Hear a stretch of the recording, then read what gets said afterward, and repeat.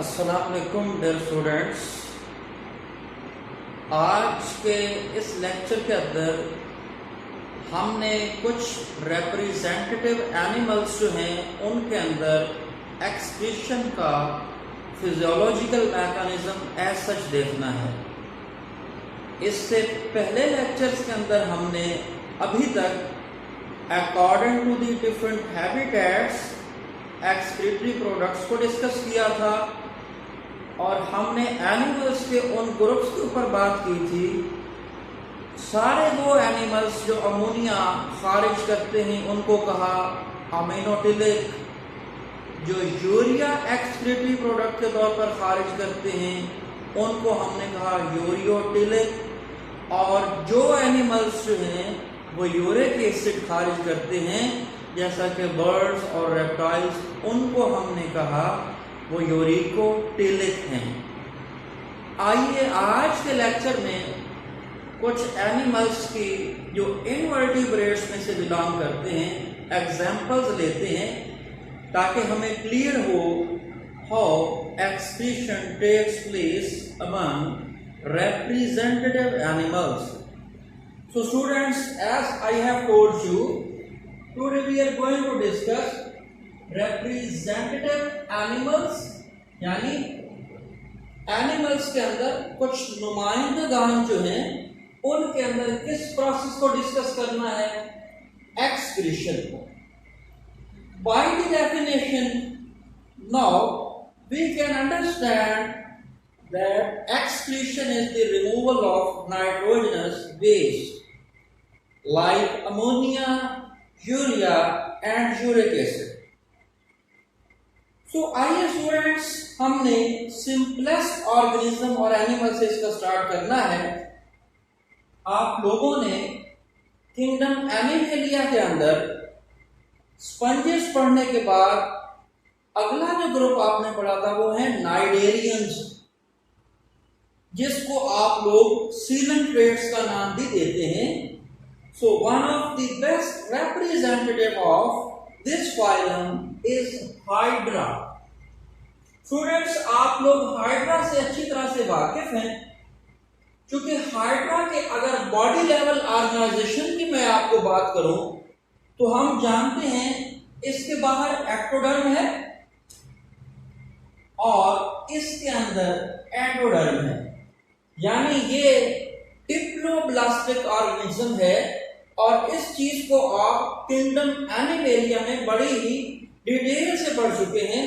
मैंने इसकी मजीद body level की ऑर्गेनाइजेशन नहीं बतानी। हमारा आज का मकसद ये है कि एक्सक्रीशन के मैकेनिज्म को डिस्कस किया जाए। So as we know this is mouth that serves for the mouth as well as anus, इसलिए हमने इस कैविटी का नाम, जिसके अंदर माउथ से कोई भी फूड एंटर होती है, इसका नाम हम जानते हैं, इसको कहते हैं गैस्ट्रोवेस्कुलर कैविटी। सो स्टूडेंट्स, हमें पता है कि हाइड्रा जो है एक फ्रेश वाटर सीलेंट्रेट है, एक्वेटिक मीडियम के अंदर ये रहता है, लिहाजा इसकी बॉडी में बनने वाले जो भी वेस्ट मटेरियल हैं उनको निकालने के लिए कोई सिस्टम मौजूद नहीं है। This is too much simple. So how excretion takes place, that is only by the diffusion. So students, यहां से डिफ्यूजन होगी, जो गैस्ट्रोवेस्कुलर कैविटी में मटेरियल है डिफ्यूज करके जो इनकी एंडोडर्म है उसमें डिफ्यूज होगा, और उसके बाद एंडोडर्म से एक्टोडर्म की तरफ डिफ्यूज होंगे और एक्टोडर्म से एक्वेटिक एनवायरनमेंट के अंदर इनके नाइट्रोजनस वेस्ट रिमूव हो जाएंगे। या एक तरीका ये है कि इनकी गैस्ट्रोवेस्कुलर कैविटी की जो ओपनिंग है, जो माउथ के तौर पर भी सर्व करती है, वहां से ये रिमूव हो जाएंगे। So students, here in the case of hydra no specialised system for the excretion is present. So how this excretion takes place? This takes place by diffusion. So students, this is not too much difficult. This is very simple, you can understand. यानी यहाँ पे कोई ऐसा system मौजूद नहीं है endoderm से ectoderm की तरफ और एक्टोडर्म से सराउंडिंग की तरफ जो वेस्ट मटेरियल है वो डिफ्यूज कर दिया जाता है, या माउथ को इस पर्पस के लिए यूज किया जाता है। इसकी मजीद डिटेल जो है वो आपके कोर्स में इस लेवल पे मौजूद नहीं है। अब ये जो है डिप्लोब्लास्टिक, इसके बाद हमारे पास एक बड़ी जबरदस्त एग्जांपल है, प्लेनेरिया के नाम से आप लोग इसे जानते हैं। So by the systematic and taxonomy we know planaria belongs to the phylum platyhelminthes, जिनको आप लोग किंगडम एनिमेलिया के अंदर फ्लैट वर्म्स के नाम से पढ़ चुके हैं। तो स्टूडेंट्स, इनकी बॉडी लेवल की ऑर्गेनाइजेशन जो है वो है triploblastic. They have ectoderm, endoderm and in between these two derms mesoderm.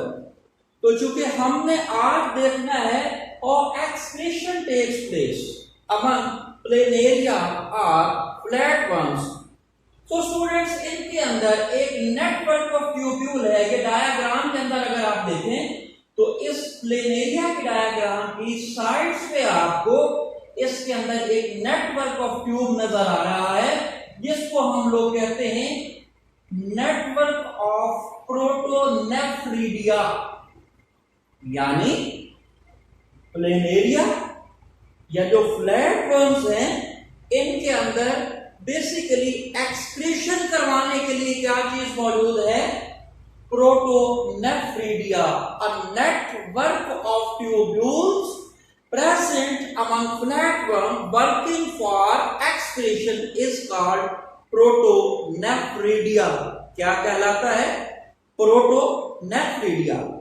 अब स्टूडेंट्स, अगर हम इसको जूम करके देखें, हमने ये इसका टीएस लिया हुआ है।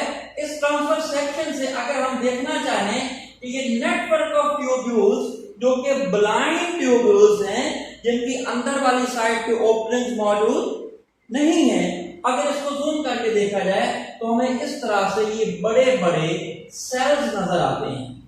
यानी इस डायग्राम से जब हम यहाँ पे आते हैं तो स्टूडेंट्स, हमें ये बड़े बड़े जो सेल्स नजर आते हैं, इनको हम लोग कहते हैं फ्लेम सेल्स। फ्लेम, वो जो मोमबत्ती का शोला नहीं टिमटिमा रहा होता, ये उस चीज से मंसूब है। ये नाम उसकी ममासलत से रखा गया है। वो मैं आपको बताता हूं कि इसको फ्लेम सेल क्यों कहते हैं। अब अगर किसी एक फ्लेम सेल का हम टीएस देखें, ये फर्दर हम उसको जूम करके देख रहे हैं। यानी कैसे देखिए, प्लेनेरिया की बॉडी में से ये जो नेटवर्क ऑफ ट्यूब्यूल्स हैं, हमने यहां से इसको जूम करके देखा तो हमें इस तरह के सेल्स नजर आए जिनको हम फ्लेम सेल का नाम देते हैं। अब फर्दर किसी भी फ्लेम सेल को और जूम करके देखें तो स्टूडेंट्स, इसका स्ट्रक्चर बड़ा ही वाज़ेह यहां पे नजर आ रहा है। ये इनके अंदर न्यूक्लियस पाया जाता है और न्यूक्लियस की सराउंडिंग में ये सारा का सारा साइटोप्लाज्म है। And you can see here a network of cilia present in this cell। ये सीलियास मौजूद हैं। इन सीलियास की बीटिंग की वजह से इनकी बॉडी के अंदर जो इंटरस्टिशियल फ्लूइड मौजूद है, जिसमें नाइट्रोजनस वेस्ट मौजूद हैं, स्टूडेंट्स, वो इन सीलिया की बीटिंग की वजह से इन ट्यूब्स में इकट्ठा होता है और ये ट्यूब्स बॉडी से बाहर निकल जाती हैं, जिनको हम कहते हैं एक्सक्रीटरी डक्ट्स। यानी अगर ये एक्सक्रीटरी डक्ट्स जो हैं, उनको हम खुद प्लेनेरिया के अंदर जाकर देखें तो हमें प्लेनेरिया की साइड पे नजर आते हैं nephridiopores. So why these nephridiopores are present? These are present for the removal of nitrogenous waste or nitrogenous metabolites in the process of excretion. So students, evolutionary mechanism देखें तो इससे पहले जिस एनिमल का हमने जिक्र किया, हाइड्रा, या उससे भी पहले एक फाइलम आप लोग पढ़ चुके हो, स्पंजिस, उनके अंदर हमें कोई ऐसा सिस्टम नजर नहीं आता। अब वो डिप्लोब्लास्टिक था, यानी हाइड्रा क्या है, नाइडेरिया फाइलम है उसका या सिलेंड्रेटा, और बॉडी ऑर्गेनाइजेशन है, आप लोग चैप्टर नंबर 10 के अंदर पढ़ चुके हैं, डिप्लोब्लास्टिक, और सिमेट्री उनकी थी रेडियल। तो जब इससे थोड़े से कॉम्प्लेक्स फाइलम के अंदर हम आए जिसके अंदर ट्रिप्लोब्लास्टिक एनिमल का जिक्र हुआ, यानी फाइलम प्लैटीहेल्मिन्थेस। तो देखिए ना, कुदरत ने इस इवोल्यूशनरी मैकेनिज्म को कैसे एडजस्ट किया है कि जितना सिंपल ऑर्गेनिज्म है उतने ही सिंपल उसके मैकेनिज्म्स हैं। अब प्लेनेरिया इस हाइड्रा की निस्बत थोड़ा सा कॉम्प्लेक्स है, उस कॉम्प्लेक्सिटी की वजह से उसके अंदर कुदरत ने एक बेसिक किस्म का एक्सक्रीटरी सिस्टम रखा है, जिसको मैंने आपको बताया प्रोटोनेफ्रिडिया का नाम दिया जाता है। सो ये मौजूद है इस प्लेनेरिया की साइड में पाई जाने वाली इन ट्यूब्स के नेटवर्क में, जो कि बाहर खोलते हैं नेफ्रिडियोपोर्स के जरिए। अब इसी को मैंने आपको एक्सप्लेन करके बताया कि ये जो ट्यूब्स हैं, जब इनको जूम करके देखते हैं तो हमें बड़े बड़े सेल्स नजर आते हैं, जिनको हम लोग कहते हैं फ्लेम सेल्स। अब फ्लेम सेल्स की हकीकत क्या है, जब हम इसकी एनाटॉमी के ऊपर आते हैं तो हमें सही तरह का फ्लेम सेल नजर आता है। स्टूडेंट्स, ये cell overall I have told you contain cilias. Why these cilias are present? Student, ये सीलिया अगर मेरे आप हाथ की फिंगर्स को देखें तो you can assume if these are cilias, so ये बीटिंग करते हैं आहिस्ता आहिस्ता। सो इन सीलियास की बीटिंग को जब देखा जाता है तो ऐसे लगता है जैसे किसी मोमबत्ती का या कैंडल का जो शोला है वो टिमटिमा रहा है। उस ममासलत की वजह से इनका नाम रखा गया flame cells, because their cilia's when beat they resemble with the flickering flame of a candle। टिमटिमाते शोले से इसकी ममासलत है, इसलिए इसको क्या नाम दिया है, फ्लेम सेल्स। सो स्टूडेंट्स, इन सीलियास की वर्किंग वजह से इन ट्यूब्स में जितना भी वेस्ट मटेरियल है वो इकट्ठा करके भेजा जाता है एक्सक्रीटरी डक्ट्स की तरफ से, जिनका बाहर पोर इस प्लेनेरिया की बॉडी से बाहर नेफ्रिडियोपोर की शक्ल में खुलता है। So this is way in which flat worms can remove their nitrogenous waste. यानी यहां पे हमने पहला स्ट्रक्चर देखा जिसको हम लोग कहते हैं प्रोटोनेफ्रिडिया, जो कि किस चीज पर मबनी है, फ्लेम सेल्स पर। सो जितने ये ऑर्गेनिज्म सिंपल हैं उतना ही इनके अंदर सिस्टम सिंपल है। स्टूडेंट्स, हम आने वाले लेक्चर्स के अंदर एनिलिडा की मिसाल लेंगे, फिर उसके बाद हम आर्थ्रोपोडा की एग्जांपल देखेंगे, फिर उसके बाद हम वर्टिब्रेट्स की तरफ जाएंगे, and you will come to know with the increase in the level of complexity there is also an increase in the systems present for the excretion. So students, these are very simple examples in order to explain excretory mechanisms. Among coming lecture we will discuss about some other complex mechanisms among annelids and arthropods. Students, उम्मीद है आपको ये diagrammatic expression और ये जो physiology simple से आपसे discuss की है ये आपने कैरी किया होगा लेक्चर और आपको समझ आया होगा। सो स्टूडेंट्स, प्लीज इस एफर्ट को तभी हम अच्छा सराह सकते हैं जब आप इसको तैयार करें। सो आपका ज़ौक़ और शौक बरकरार रहेगा तो हम आने वाले लेक्चर्स के अंदर मजीद बायोलॉजी और ये होम्योस्टेसिस और दीगर चीज़ें सीखते रहेंगे। तब तक के लिए मुझे इजाज़त दीजिए। अल्लाह ताला आपका हामी नासिर हो। अल्लाह हाफिज़।